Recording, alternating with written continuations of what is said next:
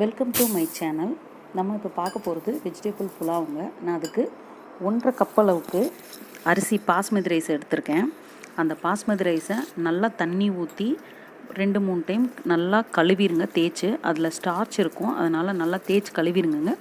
கழுவிட்டு திருப்பி தண்ணி ஊற்றி ஒரு 15 நிமிஷம் வரைக்கும் நான் ஊற வச்சுருக்கேன். அதை நீங்கள் ஊற வச்சுட்டு போட்டிங்கன்னா அரிசி சீக்கிரமாக வெந்துருங்க, நல்லாயிருக்கும். அதனால் ஒரு 15 நிமிஷம் ஊற வச்சுருக்கேன். அப்புறம் ஒரு கடாயில் உப்பு போட்டிருக்கேன். உப்பு போட்டு 1 ஸ்பூன் ஆயில் ஊற்றிருக்கேன். 1 ஸ்பூன் லெமன் ஊற்றிருக்கேங்க. ஏன்னா நீங்கள் லெமன் சேர்க்குறப்ப அரிசி உடையாமல் வேகும், அதுக்காக நான் சேர்த்துருக்கேன்.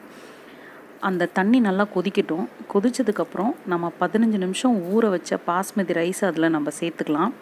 அதில் சேர்த்துக்கிட்டு நல்லா வேகட்டுங்க. ஒரு 3/4 பதம் அதில் நம்மளுக்கு வேகணும்.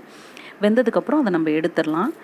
நல்லா வேக வச்சிட்டிங்கன்னா நல்லா ஃபுல்லாக வெந்துருச்சுன்னா நம்ம தம் போடுறப்ப இன்னும் குழஞ்ச மாதிரி ஆயிருங்க. அதனால் நம்ம 80% வெந்ததுக்கப்புறம் நம்ம அரிசி எடுத்துக்கலாம். நீங்கள் குக்கரில் வேக போடுற மாதிரி இருந்தால் காய்கறி எல்லாத்தையும் வதக்கிட்டு அரிசி அப்படியே சேர்த்துக்கலாம். சேர்த்துட்டு 1க்கு 1.5 டம்ளர் வச்சு வேக வச்சு ஒரு விசில் விட்டு எடுத்துக்கோங்க. கரெக்டாக இருக்கும். இப்போ இந்த பதத்துக்கு வரணுங்க. அமுக்குனா அரிசி வெந்திருக்கணும், ஆனால் கொஞ்சம் இதாக இருக்கணும். இந்த பதத்துக்கு வந்ததுக்கப்புறம் தண்ணியை நம்ம நல்லா வடித்து வச்சுக்கலாம். ஒரு கடாயில் ஆயில் ஊற்றிருக்கேன். அது சூடுற நேரத்தில் அந்த ஆயில் சூடாகட்டும். அந்த நேரத்தில் நம்ம மிக்சியில் ஒரு மசாலா அரைச்சிக்கலாம். 2 பட்டை, கிராம்பு 2 சேர்த்துருக்கேன். 2 ஏலக்காய் சேர்த்துருக்கேன்.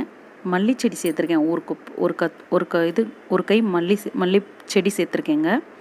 2 பச்சை மிளகா. நான் 2 சேர்த்துருக்கேன். உங்களுக்கு காரம் பிடிக்கும்னா கூட 2 பச்சை மிளகா சேர்த்துக்கோங்க, டேஸ்ட்டாக இருக்கும். எண்ணெயில் பிரிஞ்சி இலை, ஒரு அன்னாச்சி பூ, ஜாதிபத்திரி சேர்த்துருக்கேன். ஜாதிபத்திரி சேர்த்துக்கோங்க, நல்லா டேஸ்ட்டாக இருக்கும். இது நல்லா பொரியட்டும். நல்லா பொரிஞ்சதுக்கப்புறம் நம்ம ஆனியன் சேர்த்துக்கலாம். ஆனியன் நல்லா பொன்னிறமாக இல்லைங்க, அதுக்கும் நல்லா சிவப்பாக வதங்கணும். இல்லைன்னா சாதத்தில் நொசுன்னு இருக்கும். நல்லா ஃப்ரை ஆகட்டும். ஃப்ரை ஆகிற வரைக்கும் நல்லா ஆனியனை போட்டு நல்லா வதக்கி எடுத்துக்கலாம். நல்லா பொன்னிறமாக வதங்கினதுக்கப்புறம் நம்ம மித்த இன்க்ரீடியண்ட்டெல்லாம் சேர்த்துக்கலாங்க. அது வரைக்கும் நல்லா வதக்கி எடுத்துக்கோங்க. இது நல்லா வதங்கினதுக்கப்புறம் இஞ்சி பூண்டு பேஸ்ட்டு சேர்த்துக்கணும். இதுக்குள்ளே நம்ம மசாலாவும் அரைச்சி எடுத்துக்கலாம்.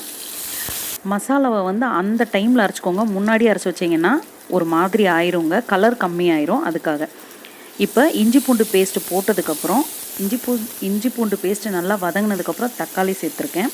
நல்லா தக்காளியும் வதங்கட்டுங்க. நல்லா வதங்கினதுக்கப்புறம் நம்ம அரைச்சி வச்ச மசாலாவை சேர்த்துக்கலாம். அந்த மசாலா நல்லா பச்சை வாடை போகிற வரைக்கும் வதங்கணும். அதோட கலர் லைட்டாக மாறணுங்க. லைட் க்ரீன் கலர் போய் லைட்டு ப்ரௌன் கலரில் வரணும். அந்தளவுக்கு நல்லா வதக்கிக்கோங்க. பச்சை வாடை போனாதாங்க நல்லா டேஸ்ட்டாக இருக்கும். நல்லா வதக்கிக்கோங்க.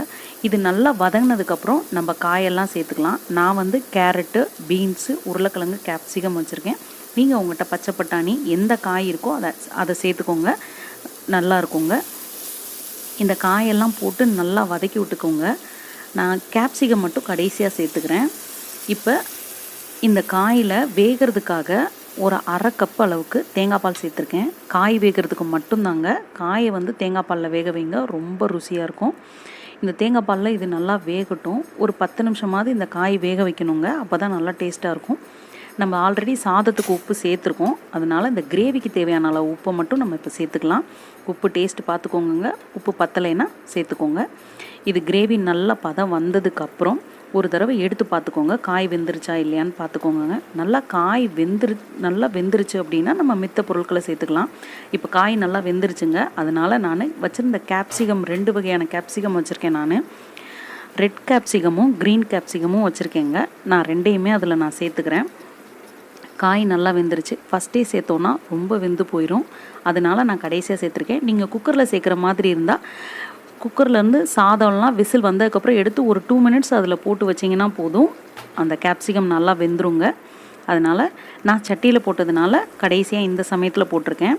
இப்போ அடியில் ஒரு தோசைக்கல் வச்சு மேலே அந்த சட்டி வச்சு லோ ஃப்ளேமில் வச்சுருக்கேங்க. லோ ஃப்ளேமில் வச்சுட்டு 15 மினிட்ஸ் லோ ஃப்ளேமில் வச்சுட்டு நம்ம 80% வெந்த சாதத்தை அது மேலே தம்முக்கு போட்டுக்கலாம்.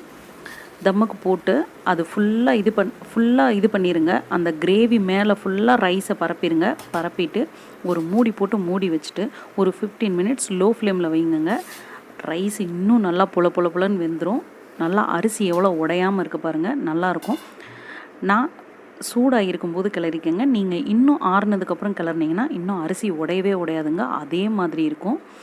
நல்லா ருசியாகவும் இருக்குங்க. இந்த டைப்பில் ஒரு தடவை ட்ரை பண்ணி பாருங்கள், சூப்பராக இருக்குங்க வெஜிடபிள் புலாவு. ஒரு டைம் ட்ரை பண்ணி பாருங்கள். இந்த மசாலா அரைச்சி ஒரு டைம் ட்ரை பண்ணி பாருங்கள், நல்லாயிருக்கும். நல்லா கிளறினதுக்கப்புறம் ஒரு ஸ்பூன் லெமன் வேணும்னா புளிஞ்சுக்கோங்க, ஃப்ளேவர் நல்லாயிருக்கும். ஃபைனலாக நம்ம புலாவ் இப்படி தாங்க இருக்கும். இதுக்கு தயிர் வெங்காயம் வச்சு சாப்பிட்டு பாருங்கள், ரொம்ப டேஸ்ட்டாக இருக்கும். இதுக்கு நல்ல காம்பினேஷனும் கூடங்க. இந்த மாதிரி ஒரு டைம் ட்ரை பண்ணி பாருங்கள். Thank you so much.